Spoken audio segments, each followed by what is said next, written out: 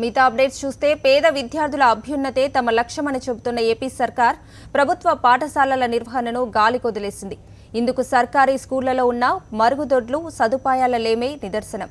కర్నూలు జిల్లాలోని ప్రభుత్వ పాఠశాలలు విద్యార్థుల చదువు విషయంలో ప్రభుత్వ నిర్లక్ష్యానికి సజీవ సాక్ష్యంగా నిలుస్తున్నాయి. కనీస వసతులు లేక బాలికలు ప్రత్యక్ష నరకాన్ని చూస్తున్నారు. ప్రభుత్వ పాఠశాలల్లో విద్యార్థులకు శిక్ష.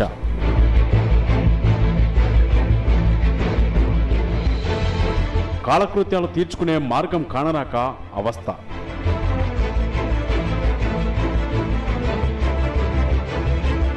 స్వచ్ఛ స్ఫూర్తి దేవుడెరుగు, మూత్రశాలలకు దిక్కులేని వైచిత్రి. కర్నూలు జిల్లాలో ప్రభుత్వ పాఠశాలల నిర్వహణ తీరు అత్యంత దుర్భరంగా ఉంది. కనీస మౌలిక వస్తువులు లేని స్కూళ్లు ఎన్నో ఉన్నాయి. బనగానపల్లి జిల్లా పరిషత్ స్కూలు ఇందుకు సజీవ సాక్ష్యంగా నిలుస్తోంది. ఈ హైస్కూలులో మొత్తం 600 మంది విద్యార్థులు చదువుకుంటున్నారు. ఇందులో 300 మంది బాలికలు ఉన్నారు. అయితే బాలికలకు సరైన వస్తువులు, మరుగుదొడ్లు లేవు. ఒకటి అలా ఉన్నా వాటికి డోర్లు లేని పరిస్థితి. ఇక నీటి సదుపాయం కంటికి కనిపించదు.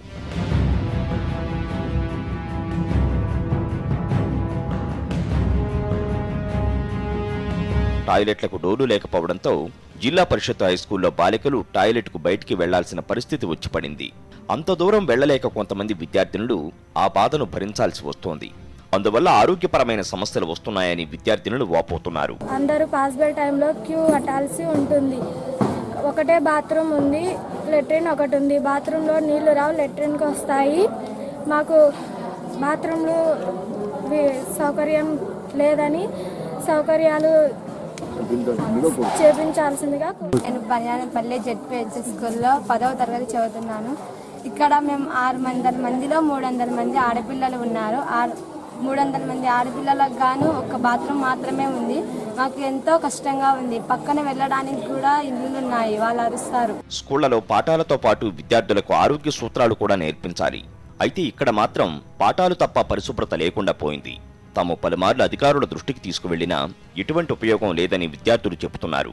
ఇక్కడ ఉన్నది 4 బాత్రూంలో, ఆ 4 బాత్రూంలో కూడా చెడిపోయి చాలా గలీజ్గా ఉన్నందువలన ప్రభుత్వం ఒక బాత్రూమ్ కట్టించినందువలన మేమందరం ఇబ్బందిగా ఉంటున్నాము.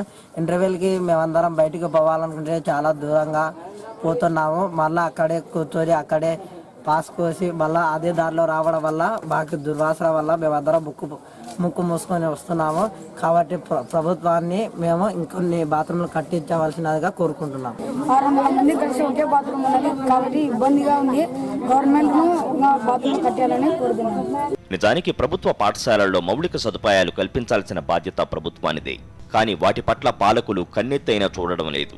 పేద విద్యార్థుల విద్య కోసం ఎంతైనా ఖర్చు పెడతామని బీరాలు పోతున్న ప్రభుత్వం కనీస సదుపాయాలకు ఎదురు చూస్తున్న పాఠశాలలపై దృష్టి పెట్టాల్సిన అవసరం ఎంతైనా ఉంది.